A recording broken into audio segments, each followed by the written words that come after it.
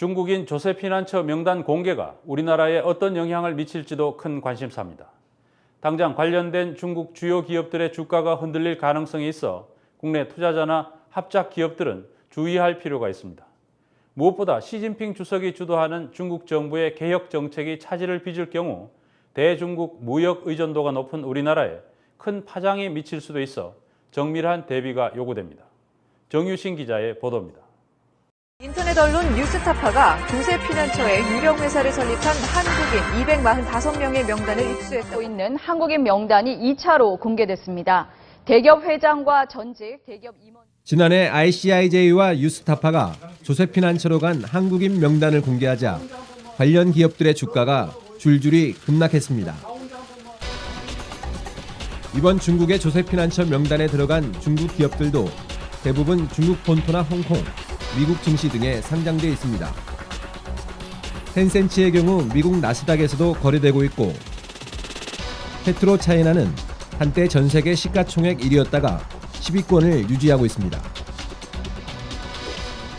국내에서 판매되는 중국 펀드에는 이들 종목을 편입한 상품도 많습니다. 이번 명단 공개는 관련 기업 주가에 즉각 영향을 미칠 가능성이 높습니다. 실제 독점으로 호황을 누리던 중국 국영 기업들도 대형 부정부패 문제가 불거질 때마다 주가가 크게 출렁거렸습니다. 부패의 온상으로 지목됐던 페트로차이나의 경우 작년 한 해만 주가 급락으로 중국 본토 증시에서 2,200억 위안, 우리나라 돈으로 38조 원의 막대한 시가총액이 사라졌습니다. 갈수록 중국과 동조 현상을 보이고 있는 한국 증시도 이번 사태에 민감해질 수밖에 없습니다. 중국 경제는 신용 리스크라든지 여러 가지 불안 요인들이 잠재해 있어서 중국을 바라보는 시각이 안 좋고, 이에 따라서 한국도 중국과 연결지어서 생각하는 투자자들이 많은 것 같습니다. 우리 경제에서 중국의 영향은 절대적입니다. 지난해 우리의 수출 국가 중에서 중국이 차지하는 비중은 26.1%로 미국과 일본, EU까지 다 합한 것보다 많습니다.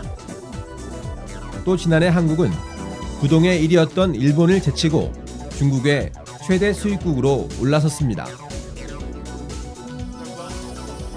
집권 초기부터 부패 척결을 강력히 추진해온 시진핑 정부의 개혁 정책과 중국 경제의 향방은 우리뿐 아니라 올 한 해 글로벌 경제에 큰 관심사입니다.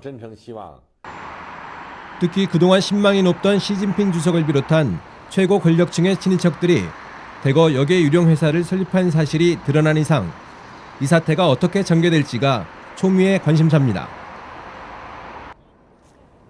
만약 현 중국의 지도력이 흔들려 개혁 작업이 차질이 생긴다면 국내는 물론 세계 경제에 미치는 영향이 만만치 않을 것으로 우려됩니다.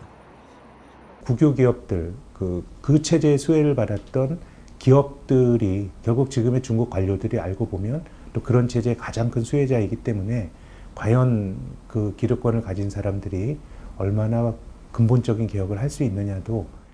중국에서 문제 생기는 게 미국에서 문제 생기는 것보다 훨씬 더 크리라고 봅니다. 그러니까 우리가 모르는 사이에 어찌 보면 우리는 중국과 같은 배를 타고 있는.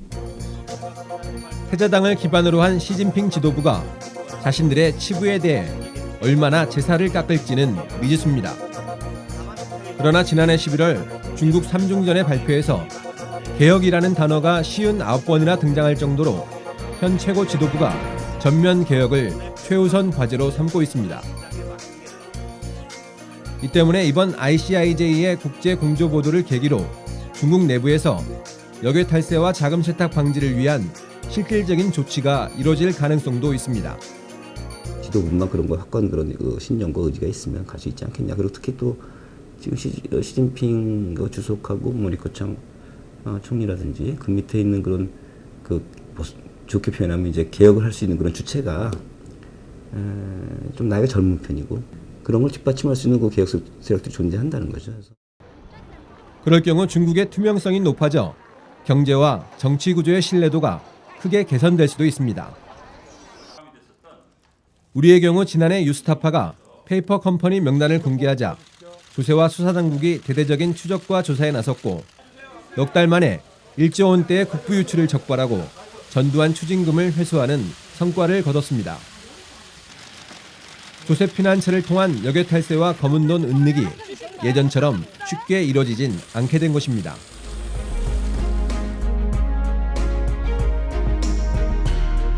중국 역시 어떻게 대처하느냐에 따라 위기가 될 수도 기회가 될 수도 있습니다. 뉴스타파 정유신입니다.